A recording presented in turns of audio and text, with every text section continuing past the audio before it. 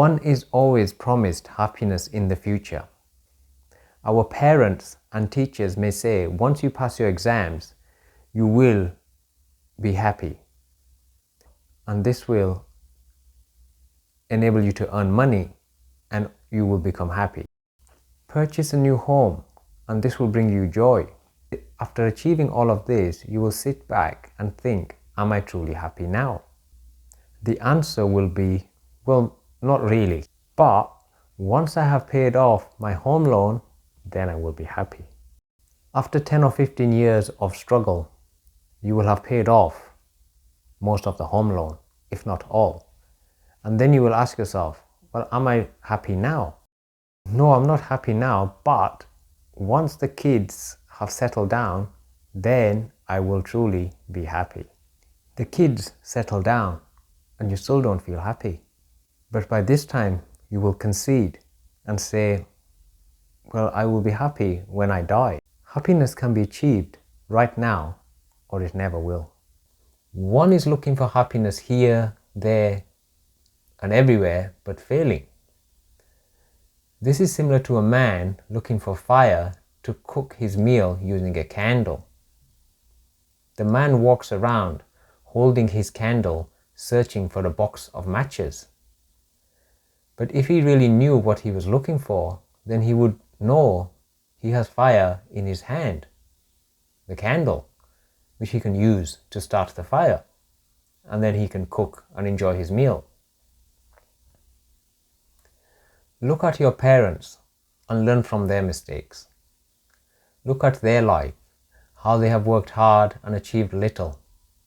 In some cases, parents have earned loads of money and wealth, but are they truly happy? Reflect on this and change your way. Really look deeply. Life is so fleeting. We are so busy with jobs, households, and we don't get time to stop and look. We are just too busy. Is one just wasting time collecting wealth, which does not make one truly happy, and ultimately this wealth cannot be carried forward, cannot be carried with them after death? One studies hard, gets a job, earns plenty of money, but still he or she is not truly happy. Still that uneasy unfulfillment deep inside is there. When we see how our lives are pervaded by suffering and how this suffering derives from desire and craving, the mind inclines to renunciation, to abandoning craving and objects to which it binds. This does not mean we stop work and don't earn money. One needs to work from the heart outwards as opposed to working from the outside to the inside. One must remember, if something satisfies one this time, it may not do the same another time. In other words, if one was to enjoy a chocolate cake today, finding it very delicious, tomorrow you may not find the same fulfillment and gratification from eating that same cake, because the mind changes from minute to minute, and obviously from one day to the next it changes significantly. One cannot possess pain or pleasure as it constantly changes. So you can't say, I want to possess happiness, or I want to possess this pleasure, or even go the opposite and say, I want to possess this painful thing, because both are constantly changing. Not that anyone wants to possess pain, everyone wants to possess happiness only. Even the rich only get pleasure for a while from their wealth, but after a while they experience what's called neutralization, which is what I talked about in the first video, part 1 of this 2 series videos. After this, pleasure and pain will come. If one is attached to pleasure, then one will not be able to let go of pain. pleasure and pain go hand in hand. Like the breath that we breathe, if it goes in, it must come out. So if one is feeling pain in the leg, if you are successful at ignoring the pain, then you will also be able to ignore the pleasure too. In order to withstand the pain, you must just let go. It will be there, then it will go. So you just have to let go. It's because we hold on to the pain, or we have this fear deep within. Oh, my leg is hurting, my leg is hurting. And because we keep repeating it, the mind then says, oh yeah, the leg is hurting, and therefore the pain persists. So we really need to think about letting go. Easy said than done, but over time it can be achieved. Why is Friday a happy day for most working people? This is because Monday was hard work, and therefore it's only when we appreciate the pleasure of the weekend approaching. After being sick, when we are better, we really feel better. Pain and pleasure are inseparable. There is nothing that is pleasurable without pain. But the only reason one is happy is because before that one point of happiness, one was sad. Happiness is a moment contained within the two moments of sadness.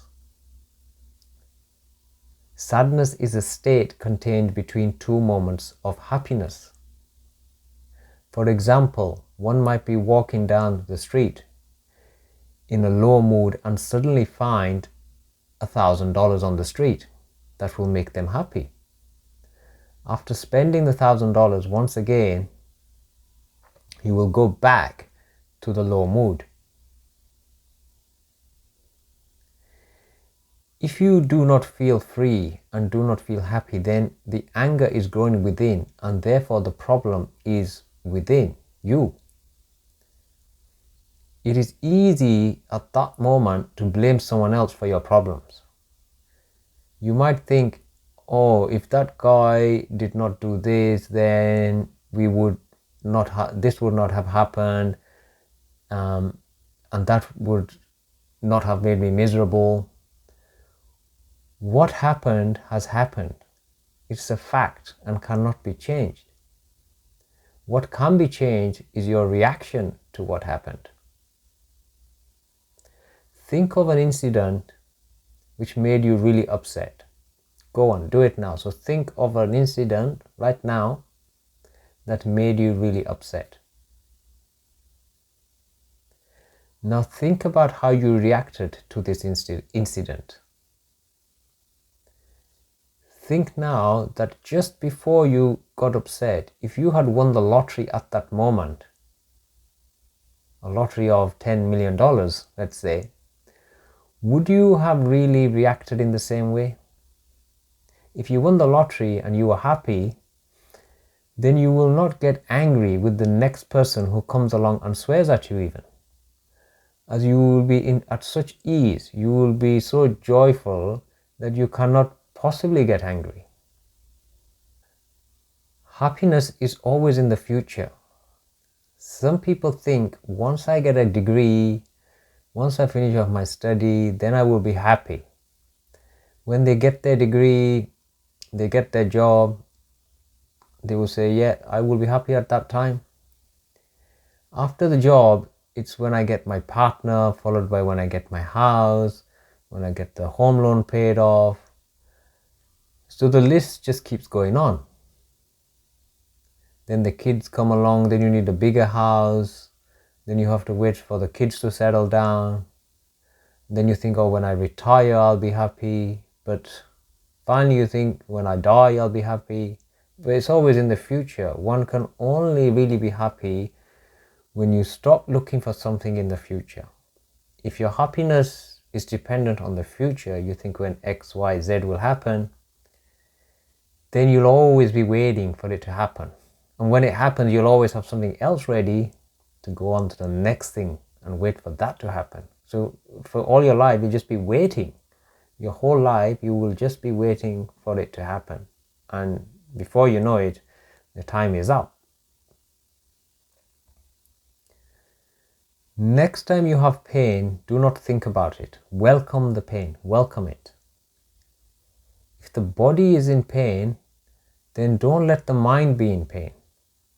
Don't let yourself be in pain just because the leg is in pain. When you see death, don't get upset, as death is all over. People die in the world every day, and just because you or I experience it for the first hand, that does not mean we should sit and cry about it. One will feel pain initially, and the natural reaction will be to sit and cry. But after that initial period, we need to sit and understand and look at the whole picture about what is actually happening around us. And that will help us to move on and get out of that mind state. It's just an understanding of understanding how this happens. The happiness of life is within, and when one focuses the mind, then one will soon realize that the happiness is within you, and this happiness will not have any desires or craving. It will be coming from within rather than from outside. You will then feel that you have enough already, and happiness will come from contentment, from having enough. One then realizes the nature of the mind. Just because the body hurts does not mean you need to be in pain. We cannot control our own bodies, yet we want to control other people. We want to control our children, sometimes our friends. It's all comes from our craving, our desire to want things to be in a certain way or want people to be in a certain way. We want to be healthy, but we fall sick. We want people to be something they are not, and therefore we try to change things and fail miserably, causing ourselves pain. Therefore, we really want to see the way things are. Then we will not rely on those things that are perishable, and therefore we will seek happiness from within and not from worldly objects that are subject to change. People always want a duck to be a chicken. If only he was a bit more tidy, and if only he did not lie or spend too much money, and it goes on and on. But this is not going to happen, and therefore we must learn to accept the situation the way it is and be happy with that. If everyone did everything you wanted, then you think you will be happy. But after a while, you will not want that either. You will want something slightly changed. If you say, for example, if I only could be with that person or with this person, and if that became true, then after a few years or a few months, the mind changes again. And then you are no longer happy with that person, and then you want change again. So looking for happiness with external objects, it will bring you happiness, but it will only be temporary. We need to understand that it will only be temporarily. It might be for a month, a day, an hour, 6 months, but it won't last forever. Everything has a time span. Even a table, a solid looking table, is in a constant change of flux. If the molecules of the table are examined, you will see that over time it too will demolish, and yet it appears to be solid.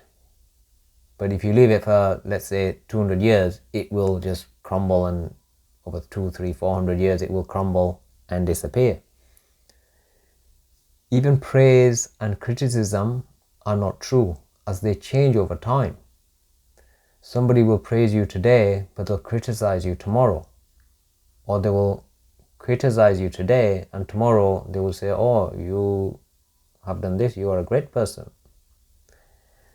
So we have to take these at face value, because we can't attach or latch onto these, because they will change over time. Attachment to alcohol is the same as attachment to other human beings. So why is attachment to humans acceptable and attachment to alcohol not, as there is suffering in both attachments?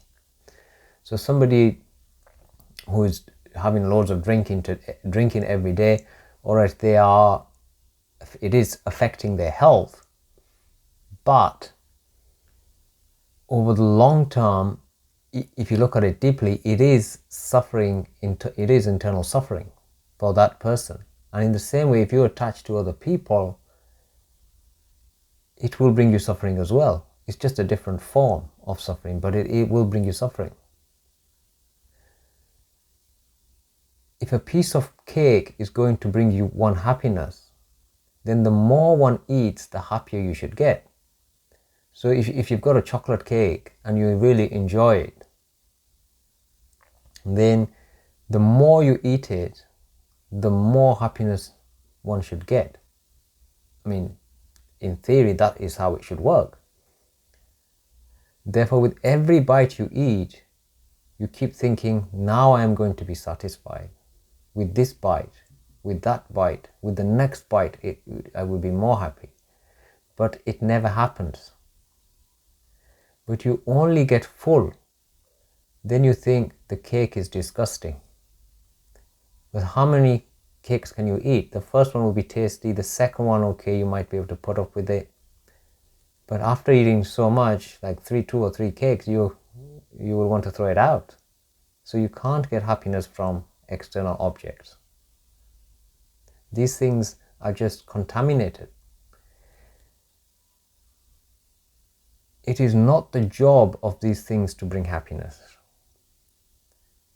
It's not the job of a cake, if we eat it, for it to bring us happiness. Happiness cannot come from anything outside of you. It can only come from within, as happiness is just a state of mind. Pleasure is gained via the senses, but this is always followed by pain and misery. So, as an external observer, you will think the pain is not worth the moment's pleasure. If you are unhappy, you have taken life too seriously. Just change your attitude. You cannot be happy with a serious mind. With a festive mind, you can be happy. Think about it. When you are happy, when you are celebrating, you are in a festive mood and you are happy. Take this whole life as a myth, as a story. Once you start to take life less seriously, happiness will start to come.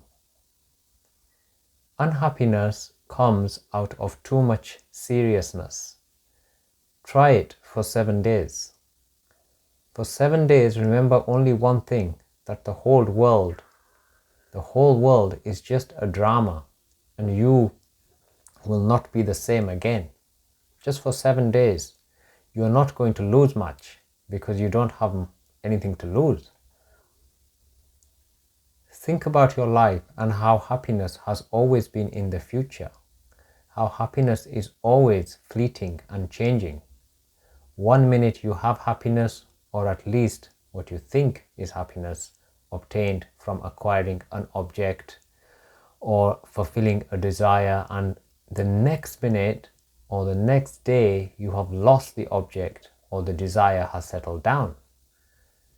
In either case, you will suffer, or at least the happiness will have reduced or diminished.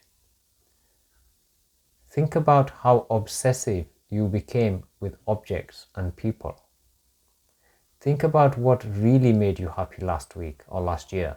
Remember the situation clearly as possible and think about the present and how that happiness has changed.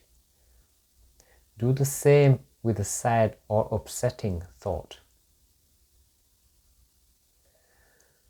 When you bring all this together, you will realize the true nature of happiness and how to achieve it.